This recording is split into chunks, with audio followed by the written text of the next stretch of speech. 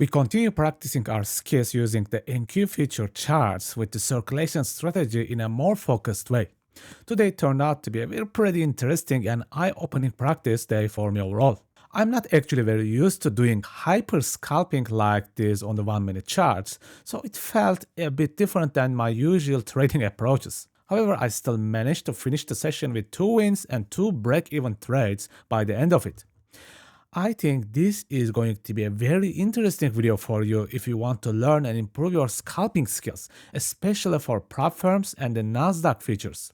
If you are ready, let's go ahead and jump into the video together.